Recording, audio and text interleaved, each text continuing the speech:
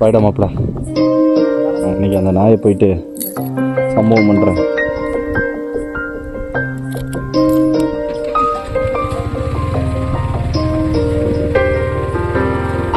பாய்டா. ஒன்றும் இல்லைங்க, ஒரு நாய் நம்மளோட டெய்லியும் பார்த்தீங்கன்னா வச்சுக்கோங்க விளையாட்டு காட்டிகிட்டு இருக்கு. அந்த நாய்க்கு இன்னைக்கு நம்ம பிஸ்கெட் கொடுக்க போகிறோங்க.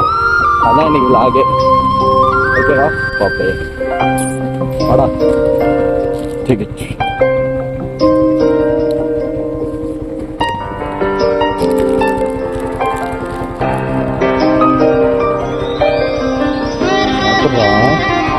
சரி நல்லா தாண்டா இருக்கும்.